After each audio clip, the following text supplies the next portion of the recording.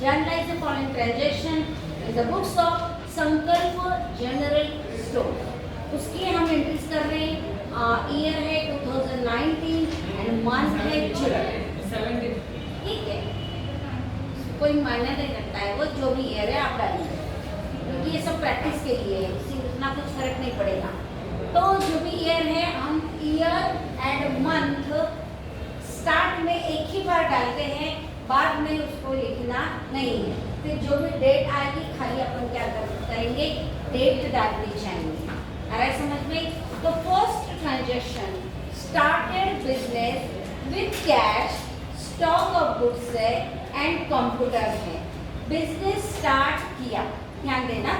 अब यहाँ तीन चीजें आ गई। बिजनेस किस किस चीज से स्टार्ट किया?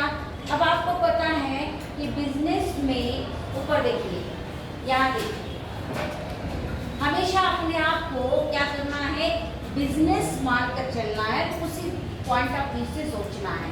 मान लो कि हम बिजनेस है एंड ये प्रोप्राइटर है, प्रोप्राइटर ने बिजनेस स्टार्ट किया। कैसे स्टार्ट किया? तो बिजनेस में उसने कैश लगाई। क्या क्या लगाई? कैश। कितनी कैश लगाई है? 1 लाख। तो बिजनेस में एक एक करके देख ले जाएंगे अपन। बिजनेस में प्रोप्राइटर ने सबसे पहले क्या लगाया? तो कैश लगाई, यानी बिजनेस में कैश क्या हो गई? आ गई। कैश क्या हो गई? आ गई। आ रहा है समझ में? अब ये कैश क्या है आप जानते हैं, property. Real account and real account का नियम होता है डेबिट व्हाट कम्स इन। तो कम्स इन क्या है? कैश, यानी कैश को क्या देना है? डेबिट। आया समझ में? और क्या क्या लगाया उसने? खाली कैश नहीं लगाई, तो स्टॉक ऑफ गुड्स वर्थ ₹50,000, यानी उसमें बिजनेस में गुड्स भी लाए। जैसे मान लो मैन्युफैक्चरिंग का उसका कोई बिजनेस होगा, तो उसने बिजनेस में क्या किए हैं? गुड्स भी क्या किए हैं? लगाए।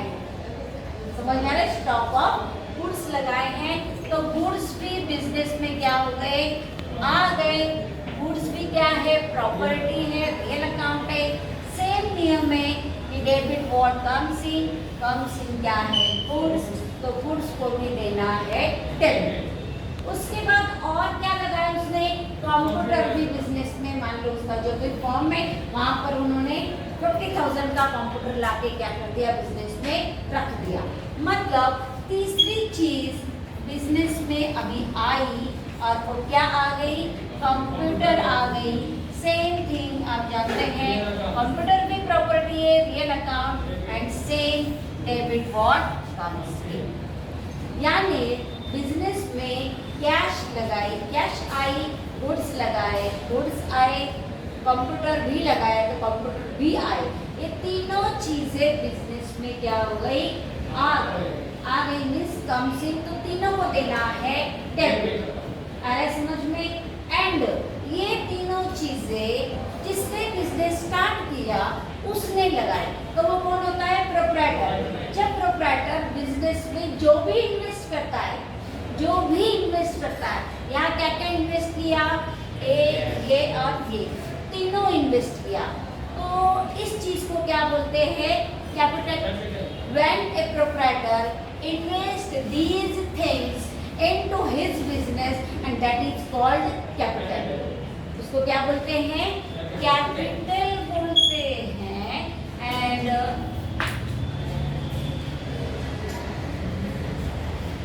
कैपिटल कहते हैं, and capital is the account of इसका proprietor, and proprietor is the giver of all these things. सभी थिंग्स किसने लगाए? प्रोप्राइटर ने लगाए, वो गिवर है। एंड नियम है क्रेडिट द गिवर, यानी कौन? ये कैपिटल। गिवर कौन है? प्रोप्राइटर है, एंड प्रोप्राइटर का अकाउंट क्या है? कैपिटल है, यानी क्रेडिट देना है कैपिटल को। किसको देना है? कैपिटल को।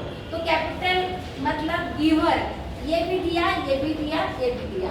तो 1 लाख की कैश है, मुझे लगता है 50,000 के क्या है? गुड्स है, एंड 50,000 का क्या है? कंप्यूटर है। तो 50-50 हो गया 1 लाख। ये 1 लाख, यानी टोटल कितना लगाया 2 लाख, तो कैपिटल कितना हो गया 2 लाख। कैपिटल कितना हो गया 2 लाख। आए समझ में? समझा? और इस एंट्री को अभी अपने को लिखना है। चलिए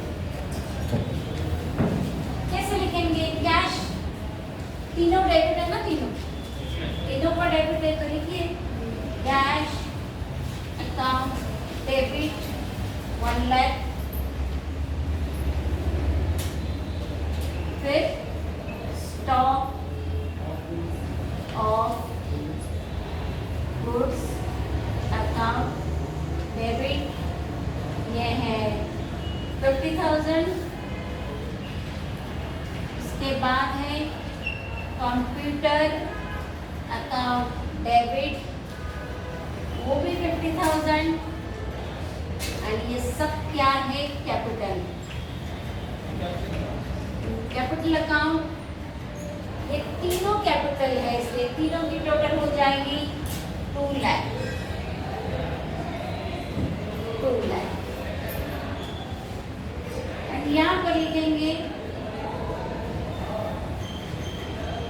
इसको बोलते जर्नल एंट्री। लिख दिया।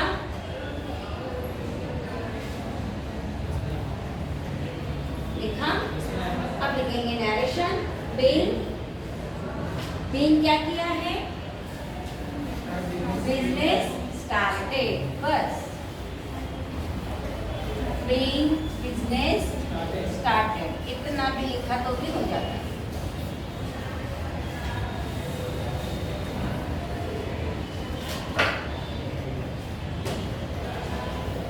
लिख रहे हैं ना सब? चले, जिसका छूट जाता है वो बंद कर देंगे, बाद में लिख सकते। चलो नेक्स्ट, चलो हर प्रॉब्लम में अपने को एक एक स्टेप क्या करनी है, ट्रांजैक्शंस की आगे बढ़ना है। जैसे अब अपन ओनली लिखते थे being business started with cash, अभी क्या आ गया उसके साथ और 2 चीजें जुड़ गई। अभी तक हमने ट्रांजैक्शन देखा था परचेस गुड्स, अभी उसके साथ डिस्काउंट जुड़ रहा है। अगला ट्रांजैक्शन है purchase goods from Kareena on credit at 5% trade discount. चलिए पहले अपन तो एंट्री करते हैं, डिस्काउंट का बाद में देखते हैं। परचेस्ड किया है, पूरा ध्यान यहाँ तक चाहिए। क्या किया है? परचेस्ड क्या किया है? गुड्स। जब गुड्स परचेस किए जाते हैं, ध्यान रखना, तब गुड्स को इग्नोर किया जाता है एंड किसे लेना होता है? परचेस को। एंट्री में किसे लेना होता है? परचेस को। तो परचेस किया है, तो परचेस हमारे लिए क्या हो गया? एक्सपेंस। एक्सपेंस से संबंधित account nominal account, and nominal account कहता है डेबिट ऑल एक्सपेंसेस, अपन डेबिट देंगे परचेस। अब देखो फ्रॉम करीना, किससे परचेस किया है? करीना से परचेस किया है। क्रेडिट ट्रांजैक्शन है, इसलिए करीना का नाम एंट्री में आएगा। समझ में आ रहा है? तो ये माल परचेस किया करीना से, तो Kareena is the giver of this goods. इस गुड्स के गिवर कौन है? करीना। करीना है पर्सनल अकाउंट एंड नियम है क्रेडिट द गिवर, मतलब क्रेडिट किसे दो? करीना को। तो परचेस को देना है डेबिट, करीना को देना है क्रेडिट। यहाँ तक क्लियर हो गया? अब ये है ट्रेड डिस्काउंट। 10,000 की अमाउंट है, कितना परचेस किया है? 10,000, उसमें 5%, कितना? 5%। देखो दो तरीके से निकाल सकते हैं, ये तो 100% हो गया। ऊपर देखो 1 0 हटा दो तो हो गया 10%, तो 10% कितना हो गया? 1000। तो 10 का आधा कर दो 5, मतलब 1000 का आधा कर दो 500 हो गया। या तो फिर और 1 0 हटा दो तो हो गया 100, तो 100 को 5 से गुना कर दो 5%, तो 500। मतलब ये 10,000 का माल खरीदा, उसमें 500 रुपए ये क्या है, ईडी है, ट्रेड डिस्काउंट है, वो माइनस करेंगे तो अमाउंट आती है 9,500। तो जब भी हम अभी एंट्री करेंगे, एंट्री तो ये करेंगे लेकिन अमाउंट हम प्रॉब्लम में जो दिया है 10,000 वो नहीं लिखेंगे, क्योंकि हम उस पर क्या कर रहे हैं, ट्रेड डिस्काउंट माइनस कर रहे हैं। तो अमाउंट कौन सी लिखी जाएगी, ये समझ में आ रहा है। Trade discount only less from original cost of the goods, उसको सिर्फ लेस करके लिखा जाता है। समझ में आ रहा है। चलिए लिखेंगे इसको। 4 तारीख आपको दिख रहा है उधर, क्या दिख रहा है, परचेस को डेबिट देना है, परचेस अकाउंट डेबिट। अभी आपको कहा मैंने, हम अमाउंट लिखेंगे 9,500 and to Kareena account amount आएगी 9,500, 9,500 हो गया,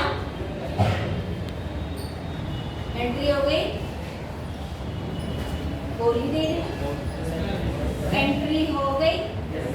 अब हम लिखेंगे नरेशन, क्या लिखेंगे, नरेशन। नरेशन क्या लिखेंगे, यहाँ पर क्या किया है, बेइंग गुड्स, गुड्स क्या किए हैं, परचेस किए हैं, कैसे परचेस किए हैं, ऑन क्रेडिट, कैसे परचेस किए हैं, उधारी लिखे ना, ऑन क्रेडिट एट 5% क्रेडिट। तो इसमें सब आ गया कि माल उधारी पे खरीदा है और 5% ट्रेड डिस्काउंट पर खरीदा है। तो goods purchased on credit at 5% credit, ठीक है। नंबर 65 स्टेशन नंबर 2 याद है चाहिए सबका, बंद कर दो page.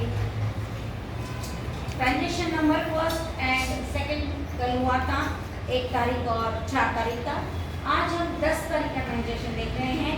Sold goods to Priyanka 20,000 at 10% trade discount. सिर्फ यहाँ ध्यान देना, हमने क्या किया है, सोल्ड किया। क्या सोल्ड किया है, गुड्स। ये अभी बहुत अच्छी तरह से याद रखना, जो छोटे छोटे पॉइंट्स मैं बता रही हूँ। जब भी गुड्स परचेस एंड सेल किया जाता है, उस समय गुड्स को क्या करना है, इग्नोर करना है। मतलब उसे एंट्री के लिए, अकाउंट्स के लिए उसे सोचना नहीं है। तो क्लियर कट किसे सोचा जाएगा, इसे, सेल्स। सोल्ड है लेकिन सोल्ड नहीं लिखते तो सेल्स लिखते हैं, सेल्स को सोचा जाएगा। और आपको पता है सेल ये क्या है, इनकम है। सेल क्या है, इनकम। कि हम जो सेल करते हैं उससे हमें क्या मिलता है, प्रॉफिट होता है।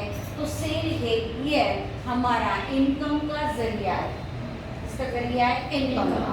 एंड इनकम मीन्स कौन सा account, nominal account. And nominal account का इससे संबंधित रूल है credit on incomes and gains.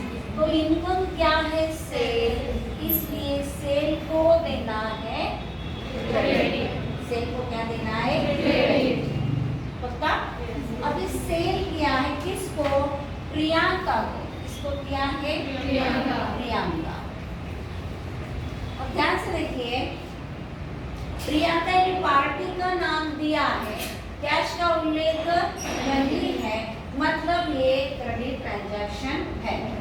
हमने माल बेचा प्रियंका को, प्रियंका इज द कस्टमर, यानी this goods goes to Priyanka and Priyanka is the receiver of that goods. इस गुड्स का रिसीवर कौन हो गया, प्रियंका हो गई। एंड प्रियंका है पर्सनल अकाउंट एंड नियम कहता है डेबिट द रिसीवर। रिसीवर कौन है, प्रियंका। तो प्रियंका को क्या करो, 2 डेबिट दो। तो एंट्री हमारी क्लियर हो गई है। प्रियंका को डेबिट देना है एंड सेल्स को क्रेडिट देना है, लेकिन इसमें अपने को क्रेडिट डिस्काउंट बताया है। क्या बताया है? Credit discount. तो देखिए ये 20,000 का माल हमने क्या किया? सेल किया। ये 20,000 मतलब 100%। कितना हो गया? 100%। और अभी हमने को 10% टीडी निकालना है, हमने क्रेडिट डिस्काउंट निकालना है।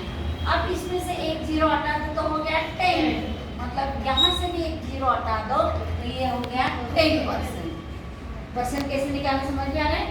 तो ये 100% है, एक हटा दो तो हो गया 10%, यहाँ से भी एक हटाना है तो 2000, ये हो गया 10%। तो 10% क्रेडिट डिस्काउंट देना है, मतलब गुड्स तो 20,000 के हैं लेकिन 2000 अपन क्या कर रहे हैं? डिस्काउंट दे रहे हैं। इसका मतलब ये कितने का हो जाएगा?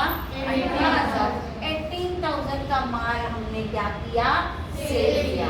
तो जब हम एंट्री करेंगे तब हम 20,000 नहीं दिखाएंगे, कितना दिखाएंगे? 18,000 दिखाएंगे।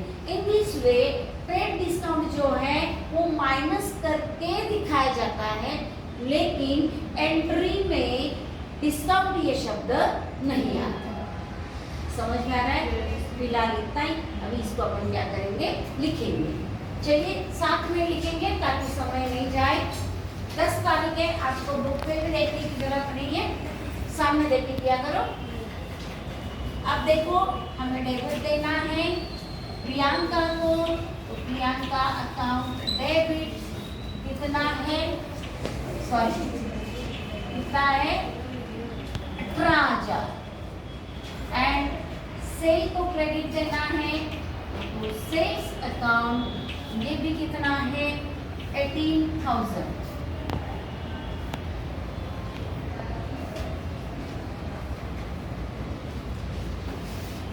चलिए जल्दी से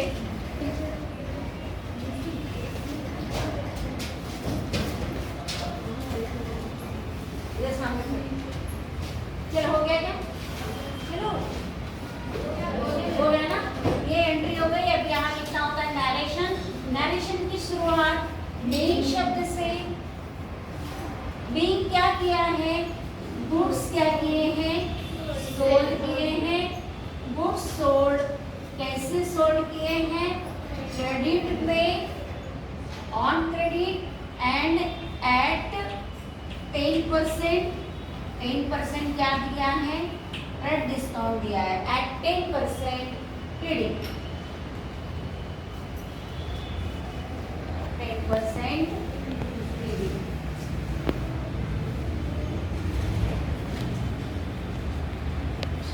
हो गया?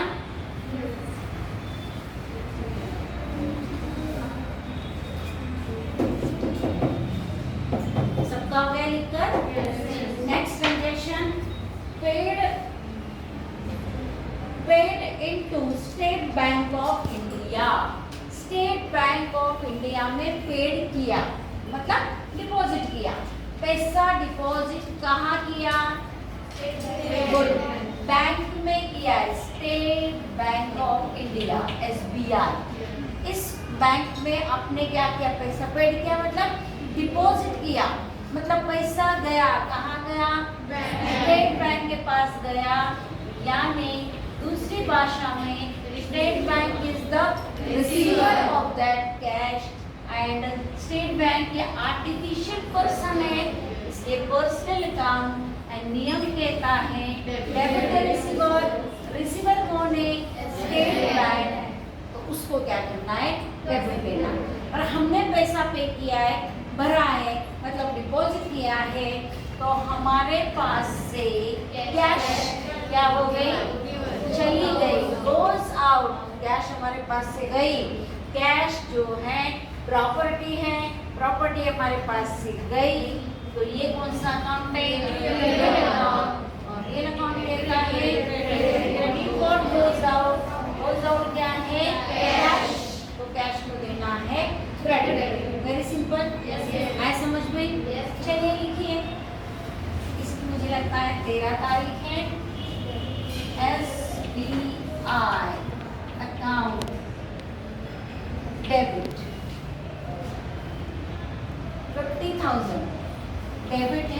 मतलब डेबिट कॉलम में लिखेंगे 50,000 and to cash account, to मतलब क्रेडिट एंड क्रेडिट कॉलम में लिखेंगे 50,000।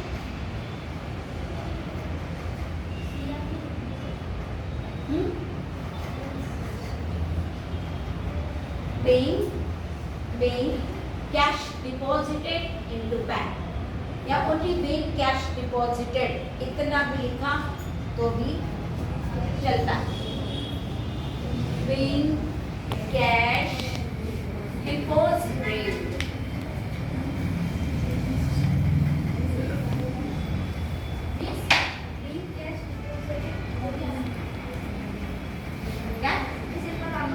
being cash deposited बस इनटू बैंक लिखा नहीं लिखा तो भी चलेगा क्योंकि एंट्री पे तो बैंक का नाम है।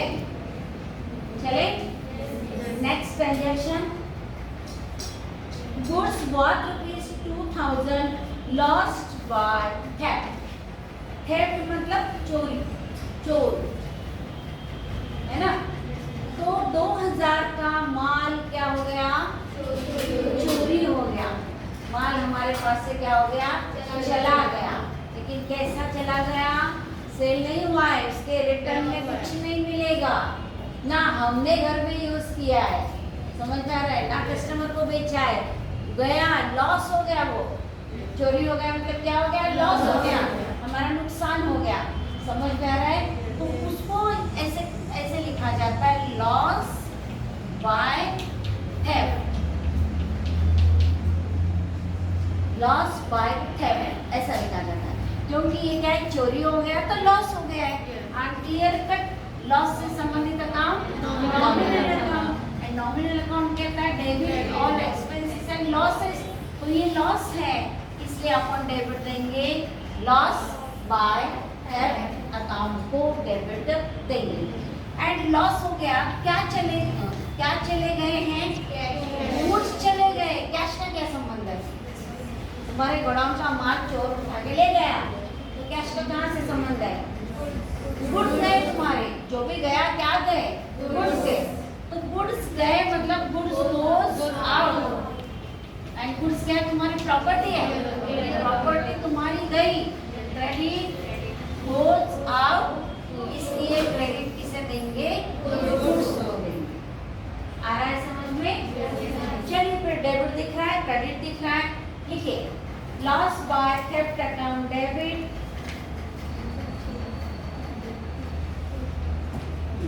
तारीख कितनी है, 15। इसको लिखा जाएगा loss by theft account debit. कितने का लॉस हुआ है, 2000 का लॉस हो गया। एंड टू क्या, गुड्स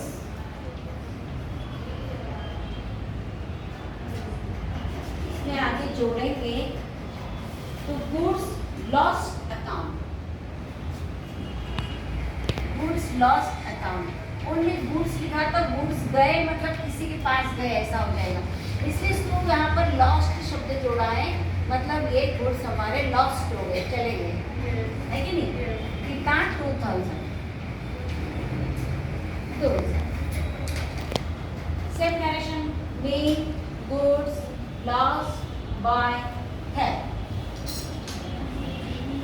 जो ट्रांजैक्शन में लिखा हुआ है वही अपन narration, being goods lost by theft। किसी को कोई डाउट है, नहीं, मुझे चल रही है, मुझे लगा प्रॉब्लम नहीं। नेक्स्ट चालू करें, पेड रेट, ये तो हमने क्या क्वेश्चन लिया था कि नहीं। एक बार आपको थीम समझ में आएगी तो अकाउंट में क्या होता है, वही चीज रिपीट होती है। एक्सपेंस का आइटम बदलेगा, पार्टी का नाम बदलेगा, अमाउंट बदलेगी, टीडी का परसेंटेज बदलेगा, बाकी कुछ नहीं बदलता है। तुमको समझ में आया कि परचेस की ये एंट्री तो परचेस की वही एंट्री रहेगी, वो तो नहीं बदलेगी। समझ में आ रहा है? Purchase, sales, expense, income, entries वही रहती है, वो नहीं बदलता है। इसलिए आपको एक बार पूरा स्ट्रक्चर अच्छे से समझ में आ जानी चाहिए, फिर कोई भी प्रॉब्लम हो आप आराम से कर सकते हैं। प्रॉब्लम में वो होगा क्या होता है, हम रेट बदल देंगे, रेट के बदले सैलरी डालेंगे या सैलरी के बदले इंटरेस्ट डालेंगे, अमाउंट डालेंगे, अमाउंट बदलेंगे, और क्या बदलेगा, कुछ नहीं बदलता है। इसलिए अकाउंट जो है ना एकदम ऐसे ऐसे फिक्स्ड है। अच्छे से बस आपको वो आंकड़ा अच्छे से समझ में आना चाहिए। जैसे पेड रेंट 2 दिन पहले ये लिया था, किसके समय वो टेबल फॉर्मेट का प्रॉब्लम किया था, उसमें था। पेड क्या है, रेंट है। पेड करना मतलब देना, तो किसमें दिया जाता है, कैश में। Payment always made by cash, and payment किया है मतलब कैश तुम्हारे पास से क्या हो गई, गोज आउट। और ये कौन सा अकाउंट है, ये अकाउंट। ये क्या है, क्रेडिट और गोज आउट। गोज आउट क्या है, कैश, इसलिए कैश को देना होगा क्रेडिट। और रेंट पे किया है, रेंट भरा है। रेंट भरा है मतलब रेंट हमारे लिए क्या हो गया, एक्सपेंस।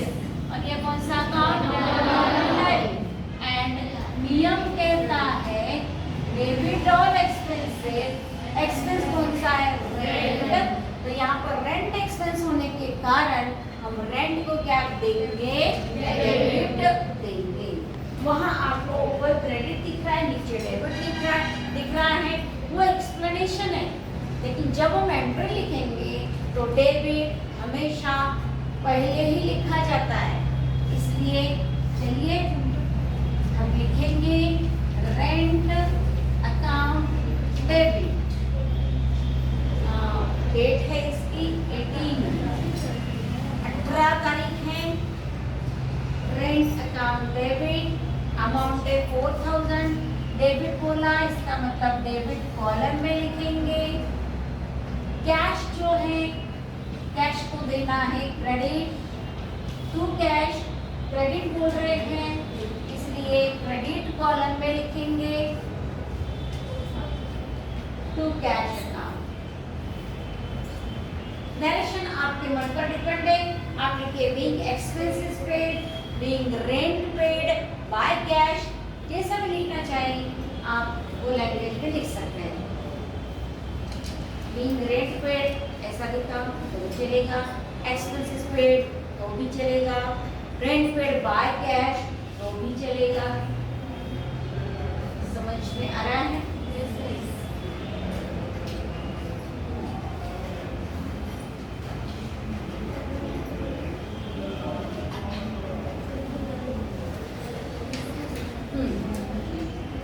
नेक्स्ट ट्रांजैक्शन,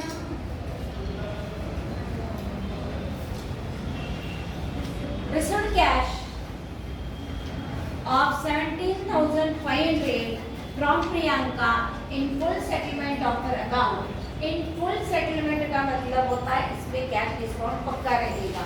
जैसे प्रियंका को हमने माल कब बेचा था, देखिए पीछे जाकर 10 तारीख को। 10 तारीख को हमने प्रियंका को 20,000 का माल बेचा था, 8% ट्रेड डिस्काउंट। इसका मतलब उसको कितने का माल बेचा था, 18,000 का माल बेचा था। तब हमने उसको 2,000 ट्रेड डिस्काउंट दिया था। समझ में आ रहा है? 10 तारीख का मामला था वो, और आज 20 तारीख है, यानी आफ्टर 10 डेज उसने क्या किया, आपके सामने एक मान लो कि बोलते हैं ना, ये रखा प्रस्ताव रखा कि मैं आपका पैसा लौटाने को अभी तैयार हूँ। ये क्रेडिट ट्रांजैक्शन है ना। मान उसने महीना 2 महीने का वादा किया होगा, लेकिन अभी 10 दिन के बाद उसके पास पैसा आया है, तो उसने आपके पास प्रस्ताव रखा कि मैं ये पैसा देने को तैयार हूँ अभी, है कि नहीं, लेकिन मुझे डिस्काउंट चाहिए। क्या चाहिए? डिस्काउंट चाहिए। अभी ये कैश डिस्काउंट है। अब उसने क्या किया, ओनली 17,500 ही पेड किया। पेड कितना करना था, 18। कितना पे किया? 17,500, यानी 500 उसने पे नहीं किया। समझ में आया है? समझ में आ रहा है? ध्यान से देखेंगे कि 18,000 की एंट्री हमने 10 तारीख को की थी माल सेल करने की। सेल किया था तो हमने एंट्री की थी, मैं भी शॉर्ट में लिख रही हूँ, Priyanka account debit to sales account, ऐसे एंट्री की थी। अब प्रियंका के डेबिट में कितना दिख रहा है? 18,000 एंड डेबिट दिख रहा है। इसका मतलब Priyanka is our debtor. Debtor मतलब जिससे पैसा आने वाला है। कितना आने वाला है? 18। लेकिन अब वो 18 नहीं दे रही है, इतना दे रही है, इतना नहीं दे रही है। तो क्लियर कट चित्र हमारे सामने है और इसी के अनुसार अपन अभी क्या करेंगे? एंट्री करेंगे। पहले ध्यान देना, 18,000 आना था, कितना आया है? क्या आया है? कैश आ गई। तो कैश हमारे पास आई, मतलब कैश कैश कौन सा अकाउंट है? रियल अकाउंट आप जानते हैं, डेबिट और कम्स इन। तो क्या कम्स इन है? कैश। मतलब इस कैश को अपने को क्या करना है? डेबिट लेना है। क्या करना है? डेबिट लेना। क्लियर?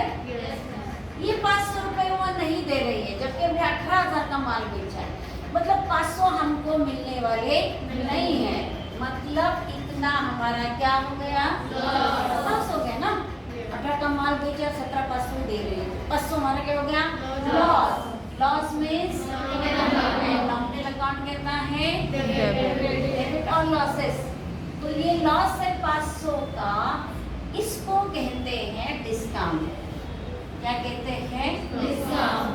एंड ये है कैश डिस्काउंट। कौन सा डिस्काउंट? कैश। क्योंकि वो कैश में पेमेंट अभी कर रही है, इसलिए उसको अपन क्या कर रहे हैं? डिस्काउंट दे रहे हैं। इसको कहते हैं कैश डिस्काउंट। एंड ये डिस्काउंट अभी हम एंट्री में दिखाएंगे, इसलिए कहते हैं cash discount appears in the books of accounts. Books of accounts में क्या करेगा? दिखेगा। तो इतना पैसा आया, इतना नहीं आया, ये लॉस हो गया।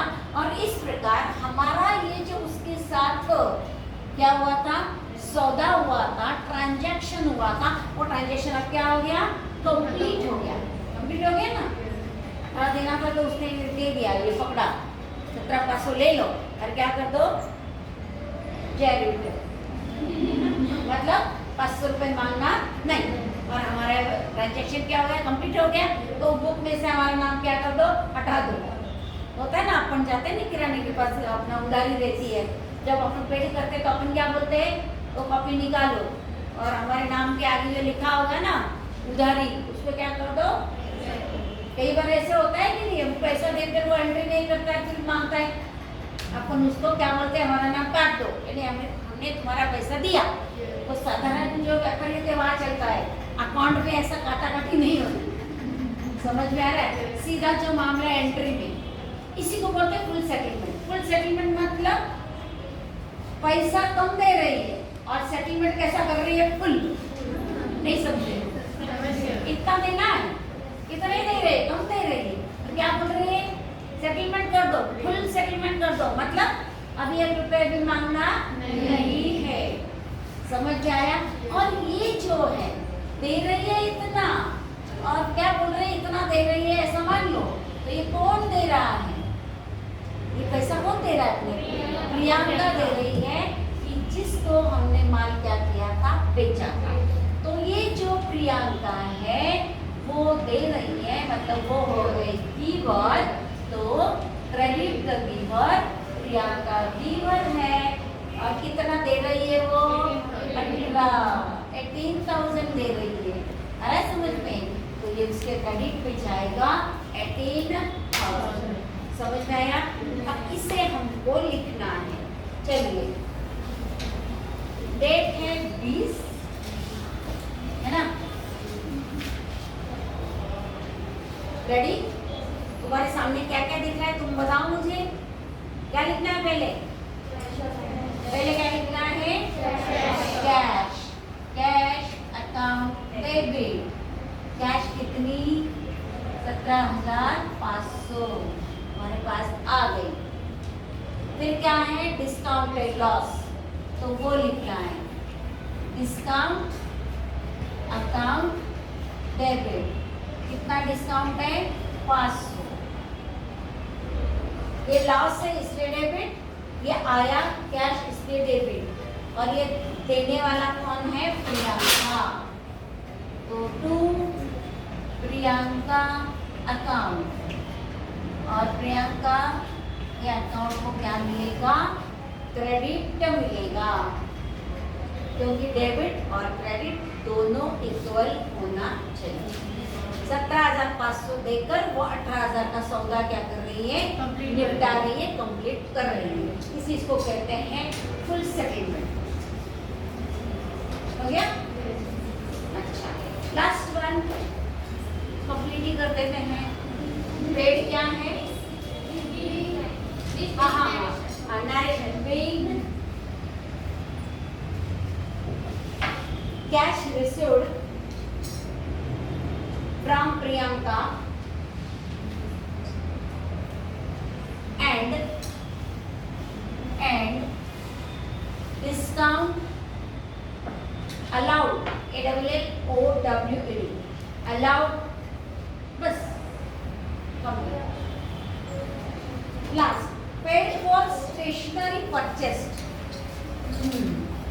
ध्यान देना, अब हमने परचेस किया, क्या परचेस किया? स्टेशनरी। देखो अब ये बदल रहा है, अभी ये स्ट्रक्चर बदल रहा है, ध्यान देकर। अब एंट्री का स्ट्रक्चर बदल रहा है, बहुत छोटी छोटी चीजें होती है, ध्यान देना पड़ता है। परचेस्ड स्टेशनरी है, मैंने आपको कहा था गुड्स परचेस किए होंगे तो गुड्स को इग्नोर करना है एंड परचेस्ड को लेना है, लेकिन गुड्स छोड़कर जो भी परचेस किया जाता है वो एसेट हो या और कोई भी चीज हो, यहाँ स्टेशनरी परचेस की है। पर्पस जो उन्होंने बताया कि स्टेशनरी परचेस की है, and stationery is not goods, stationery goods नहीं है, तो वो इसलिए ऐसे ट्रांजैक्शन में परचेस्ड को इग्नोर करना है। मतलब एंट्री में परचेस शब्द नहीं आएगा, तो कौन सा शब्द आएगा? स्टेशनरी शब्द आएगा। तो स्टेशनरी हमने कर ली, मतलब स्टेशनरी हमारे पास आई, real account, debit what comes in, stationery comes in, तो स्टेशनरी को डेबिट, एंड परचेस किया है तो मतलब पेड है ना, पेड फॉर स्टेशनरी, तो पेमेंट किसमें होगा? कैश में होगा। पेमेंट किया है मतलब cash goes out, real account, and credit what goes out, cash को क्रेडिट। आया समझ में? समझा कि नहीं? तो लिखो आप अभी, आपको अभी लिखना आ रहा है ना? लिखना आ रहा है ना? देखिए, स्टेशनरी अकाउंट डेबिट